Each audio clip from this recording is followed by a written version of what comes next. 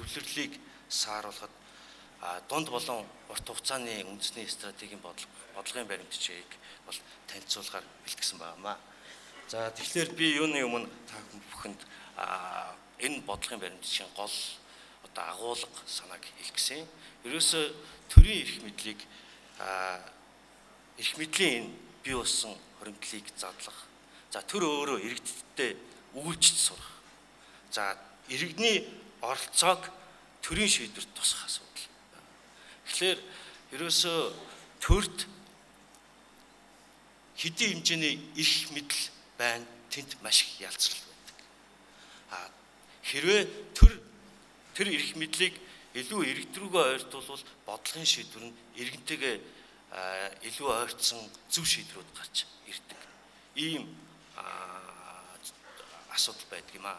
Тэгэхээр энэ бодлогын баримт бичгийн бол үндсэн оршил, бодлогын үндэслэл, энэ бодлогын зорилго, хэрэгжүүлэх зарчим, за хугацаа, стратегийн зорилтууд, шаардлагатай төхөөрөмж санхүүгийн асуудлууд, за түүнийг хэрэгжүүлэх тогтолцоо, за түүний хэрэгжилтийн хяналт үнэлгээний асуудлын талаар товчгоо бий бас та бүхэнд танилцуулъя гэж бодож байна. Тэгэхээр өмнөх хэлтгэгч бүхэн үг хэлсэн хүмүүс бас ерөнхийдөө та бүхэнд товчгоо танилцуулж утга санааг бол илэрхийлсэн. Монгол улс 1989 оноос хойш энэ төлөөллийн арчлын хэлбэр буюу улсын их хурал, нийслэлийн иргэдийн төлөөлөлтийн хурал, иргэдийн нийтийн хурлыг төлөөлөлтийн арчлын хэлбэрээр бол байгуулж ирсэн. За ингээд энэ төлөөллийн арчлын хэлбэрээр байгуулсан институтсууд улс төр эдийн засгийн бүхий шийдвэрийг гаргахдаа намуудын ашиг сонирхол, тэр дотроо тодорхой фракцуудын бүлэглэлийн ашиг сонирхлыг нийтийн эрх ашигын сонирхол. За бүр чаашлбал улс орны эрх ашигын сонирхлоос дээгүүр авч тавьж нийгмийн баялагийг шудраг босох байрлах энэ тогтолцоор бий болоод ирсэн. Цаана нөгөө иргэний эрх ашиг гэж хаана. Ийм байдал руу ирсэн байна. Тэгэхээр өнөөдөр бий болсон энэ арчлал, төлөөллийн энэ арчлалыг цаашаа зөв зүйтэй авч явахад, төлөвшүүлэхэд, бэхжүүлэхэд бидний оролцоо хэрэгтэй байна. Иргэн үнэ оролцоо хэрэгтэй. Заашгүй шаардлагатай. Тэгэхээр Монголын арчлалын өнөөгийн хүрсэн түвшинг баттгах асуудал бидний бас гол чухал амин сүнс асуудал болж ирж байгаа. За та бүхэн энэ слайдаас харж байгаа. Ер нь эрх мэдлэлтүүд биднийг иргэдийг төөрдөг байшин дотор харуулж байна. Энэ иргэд маань энэ төөрдөг байшнаас яаж гардаг юм бол гайхаад амьдрал бодит байдал үнэхээр тийм байна. Арчлалын үндсэн гол зарчмуудын нэг бол ард түмэн төрийн эрх барих асуудал. Тэгэхээр ард түмэн төрийн эрх барих тэр төлөөллөөрөө дамжуулаад гарч байгаа тэр шийдвэрүүд нь эргээд ард түмний хүсэл зорилго нийцэж байна уу? Иргэд ард түмэн маань энэ төр засгийн гарч байгаа үйл ажиллагаанд үнэлэлтүүдийг өгч ирсэн. Сүүлийн үеийн одоо судалгаануудаас аваад үзэхэд энэ төрийн байгууллагуудын төлөвшил үйл ажиллагаанд иргэд бол төдийлөн ханамжтай бос сэтгэл дундуур байна. Ялангуяа энэ улс төрийн байгууллагуудын, за иргэдийн төлөөлөгчдийн төлөөллийн байгууллагууд, төрийн яам тамгын газар агентлагууд, төсөл байгууллагуудын үйл ажиллагаанд сэтгэл дундуур байгаа гэдэг ийм судалгаа харагдсан байна. Энэ бүхнийг та нар мэдж байгаа. Төсвийн хуваарлалт, нийгмийн баялагын хуваарлалт, 21 мянган төгрөгийг бид нар төрөөс авах гэж хүмүүс хэрхэн яаж ойчрлож авч гарч ийм бэрхшээлийг туулж байсан гэдэг. Хүн болгон бидний амьдралд байсан зүйл. Энэ бол нэг талаасаа төрийн үйлчлэгээ ард иргэдэд ойртож очиж чадсан уугүй гэдгийг бас нэг тодорхой хэрэгэл болж байгаа. За дэлхийн бусад орнуудын хөгжлийн туршлагаас аваад үзэхэд иргэний нийгмийн оролцоо бол арчлалын нэг гол зарчим байна. За төвлөрлийг сааруулах гэдэг бол эрх мэдлийн хоригдлыг задлж зархаадалд үүсэх нөхцөл байдалд хаалт босгох үйл явц гэж үздэг. Тэгэхээр төвлөрлийг сааруулах гэдэг маань ерөнхий үг байгаа боловч энэ дотроо үндсэн 5 асуудал байна. Нэгдүгээрт нь улс төрийн, захиргааны, чиг үүргийн, төсвийн гэх мэтлэн ийм үндсэн гол асуудлууд дээр төсвийн төлөвлөлийг хэрхэн яаж сааруулж байгаа гэдгээс хамаардаг. Эдгээр улс төрийн төвлөрөл, захиргааны төвлөрөл, газар зүйн төвлөрөл, чиг үүргийн төвлөрөл, төсвийн төвлөрлийн сааруулах энэ үйл явц хоорондоо бие биенээ нөхж байдаг зүйлүүд.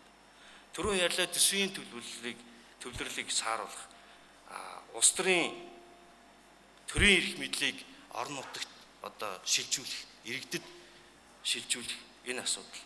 Нөгөө талаасаа нийгмийн баялагийг илүү их иргэдэд шилжүүлэх эрх мэдлийг олгосон хэрнээ төрийн байгууллагууд бас хяналтын тогтолцоо тэр их чиг үүрэг нь бас нэмэгддэг.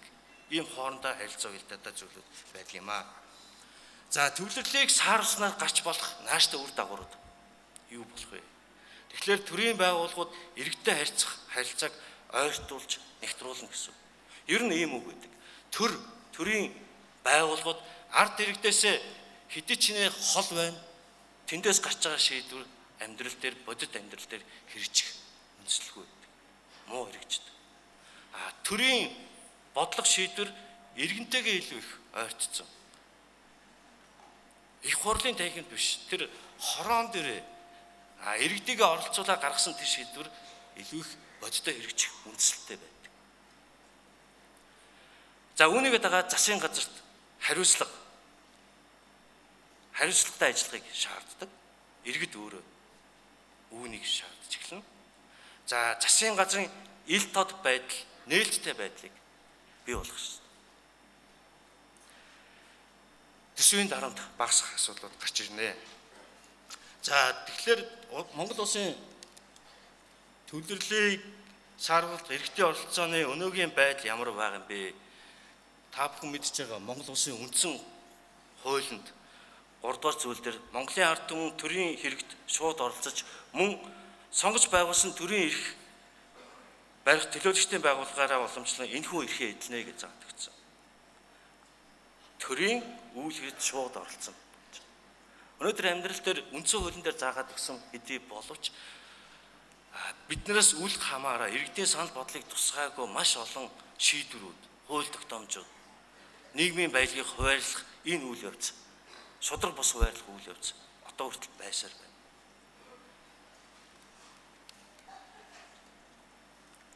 Өнөөдөр Улаанбаатар хотын нэг хэсэг газар та бүхний харж байгаа. Монгол иргэн хүн өөрөө оршин суугаа баг хорооны нутаг дэвсгэрийн амьдралыг хамтран шийдэхэд оролцох нийгмийн баялагын хуваарлалтад иргэдийг хэрхэн оролцуулах дүрм журм өнөөдөр байхгүй. Үнэхээр байхгүй. Нэг талаас энэ төвлөрлийг сааруулах, төрийн эрх мэдлийг иргэд орон нутагт шилжүүлэх энэ асуудал. Бодлого хэдий байгаа боловч иргэд үүнд яаж оролцох юм бэ? Та бүхэн мэдж байгаа сая нийслэлийн удирдлага хэд хэдэн томоохон арга хэмжээнүүдийг авсан. Замын төвчрэлтэй. Энд иргэдийн оролцоо маш чухал байсан. Өнөөдөр иргэд машиныхаа дугаараас эхлээд өөрсдөө машинаа тавьж нэг өдөр унаагүй явж иргэд өөрсдөө оролцоод эхэлж байна. Тэгэхээр энэ цаанаа юу хэлж байна гэхээр энэ аливаа тэр төрийн эрх мэдлэлтүүд гэдэг ч юм уу. Одоо Улаанбаатар хотын захирагч нийслэлийн иргэдийн төлөөлөгчдийн хурлын даргын гаргасан зарлагч шийдвэр цаасан дээр гарсан хэдий боловч иргэд түүнд оролцохгүй бол энэ бол бодит байдалд хэрэгжихгүй. Тэгэхээр түүнд яаж оролцуулах тэр дүрм журмыг бий болгох хэрэгтэй. За төсвийн тухай шинэ хууль батлагдсан гарсан. Тэгэхээр сая энэ төсвийн тухай шинэ хуулийн гэвэл ерөнхийлөгчийн зөвлөлд ашиглаж бол та бүхэнд бас тодорхой танилцуулсан байгаа. Энэ дээр хамгийн гол санаа бол төсвийн үйл явцад энэ иргэдийн оролцоог хуульчилж өгсөн байж байгаа. Орон нутгийн хөгжлийн нэгдсэн сан, энэ нэгдсэн сангийн хөрөнгийг захиран зарцуулах эрх мэдэл бол иргэд та бүхэнд байх юм аа. Тэр хороон дээрээ тэр баг тэр хороо дүүрэг дээрээ ямар цэцэрлэг, ямар сургууль барих, тэрийг аль нь чухал юм бэ гэдгийг иргэдийн саналын үндсэн дээр шийдвэрлэх. Энэ болцоог бий болгоод ирсэн. За төв орон нутгийн төсвийн чиг үүрийн зүй зохистой тийм хуваарлын цоошин зарчмыг бий болгож өгсөн. За бодлогын үндслэл байгаа. За улс төрийн оролцооны эрхүүд байж байна. Энэ дэр эрүүл орчинд амьдрах эрхээ бид нар шаардах ёстой. За мэдээлэл авах, төрийн албан бичих хэргийг үзэх, оршин суугаа нутаг дэвсгэрийн хөгжлийг хамтран төлөвлөх, төр засгаас гарч байгаа шийдвэр хууль тогтоомжид бол саналаа оруулах, залруулах ийм эрхүүдийг бид нар эрхүүдээр хангагдсан байх ёстой. Зөвхөн ингэж жишээ хэлэхэд ер нь бол иргэн хүн төрийн альж байгууллагаас төрийн албан бичгтээ танилцах, түүнийг хуулбарлаж авах эрхийг эдлэх хэрэгтэй, эдлэх ёстой. Түүнийг төрийн нууц болон хувь хүний нуустай холбоотойгоос бусад бичиг баримтыг бол ашиглах хэрэгтэй. Түүнд яагаад гэдэг энэ мэдээллийг юунд ашигласан гэдгээ тайлбар өгөх эрхгүй. Энэ бол бас арчлалын гол зарчим байна. Ийм зарчмуудыг бид нар бол бий болгох зайлшгүй шаардлагатай байна. Тийм учраас ерөөсөө энэ иргэдээр нийгмийн баялагын хууль иргэдийг оролцуулах, за иргэд өөрсдөө түүнд хяналт тавих энэ цоошин соёлыг бий болгох хэрэгтэй. Үнэхээр Улаанбаатар хотод зөвшөөрөлгүй маш олон барилгууд баригдсан.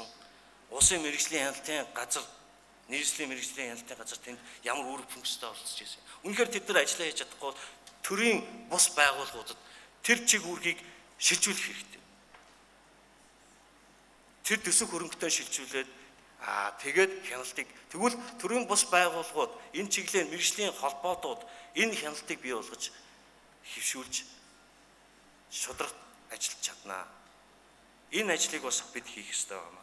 За бодлогын зорилго бол ер нь бол иргэдийн нийгмийн байгууллагууд, сонирхлын бүлгүүд, иргэний нийгмийн бүхэл төлөөлөл энэ орон нутгийнхаа болон төрийн шийдвэр гаргах бүхэл үйл явцад хамтран оролцож үйл ажиллагааны хянаж сурах нөхцөл болцоог бүрдүүлэх ёстой. Нөгөө талаас төрийн байгууллагууд энэ иргэний оролцооны соёлыг хүлээн зөвшөөрөх зайлшгүй шаардлагатай. За хууль эрх зүйн хариуцлагын тогтолцоог бүрдүүлэх, аливаа шийдвэр гаргахдаа иргэдийн санал дээр тулгуурлан шийдвэрээ гаргаж байх. Эргээд иргэний нийгэм, иргэд төрийн байгууллагуудын энэ холбоог бат бих болгох хэрэгтэй байна. За хэрэгжүүлэх үндсэн 3 чиглэл байгаа. Эрх зүйн орчин бүрдүүлэх, боловсрол соёлыг бий болгох. За энэ хоёр гол чиглэлээр үндэслээд иргэдийн амьдрал энэ оролцооны идэвхийг суурьшин хэвшүүлэх асуудал байгаа. За зарчмууд байж тодорхой зарчмуудыг баримталж хэрэгжүүлнэ. Загвар, хороо, дүүрэг, за зорилттой бүлгүүдийг тодорхойлно. За сонирхлын бүлгүүдэд тулгуурлана. За иргэдийн сайн туршлагыг дэмжсэн шинэлэг агуул утга хэлбэрийг бол бий болгоно гэж байгаа. За стратегийн зорилтуудыг би бол 9 зорилтууд байгаа. Үүнээс зөвхөн бол хоёрхныг та бүхэн цаг хязгаартай байгаа учраас хоёрыг та бүхэн танилцуулъя. Ер нь бол энэ нийтийн эрх ашиг хүндсэн аливаа асуудал дээр иргэд оролцдог, за хамтран шийдвэрлэдэг энэ сэтгэл зүйн уур амьсгалыг төлөвшүүлэх хэрэгтэй байгаа. За хоёр дахь асуудал бол шууд арчлал, иргэний оролцоонд тулгасан эрх зүйд энэ ёс иргэний нийгэм төлөвшсөн бос авилга хүн сурталаас ангид энэ эрх зүйн орчин бүрдүүлж хөгжүүлэх асуудал чухал байгаа юм. За тэгээд энэ бодлогын баримтчгийг бол 2012 оноос 2022 оны хугацаанд хэрэгжүүлэхээр төлөвлөсөн 2 үе шаттай. Мэдээж улсын болон орон нутгийн төсвийн хөрөнгөөр, за гадаад зээл тусламжийн хөрөнгөөр хэрэгжиж байгаа төсөл хөтөлбөрүүдээр, за мөн бусад их үйлсвэрээр, за тэгээд тодорхой бодлогыг хэрэгжүүлэх тогтолцоо гарсан байх ёстой. За хэрэгжилтийг, хяналт бүлгийг иргэний оролцооны бодит үр нөлөөгөөр хэмжинэ. За ингээд миний тавих хэлбэл бол ийм агуулгатай байсан. Ингээд анхаарал тавьсан та бүхэнд баярлалаа. Та бүхэнд ажилласан. За их бодогчд баярлалаа. Тэгээд эхлээд Монгол Улсын ерөнхийлөгчийн зөвлөх эрхэм баярыг энэ юунд өрмөр манай ширээнд тэгээд бит хоёр өнөөдрийн хуралдаа нэг хамтарч удирдах ингээд авчих хэвээр. Илтгэлийн эндэрт Монгол Улсын ерөнхийлөгчийн зөвлөх Сосромаг өрий. Тэгээд та бүхэнд илтгэл тавьж танилцуулна.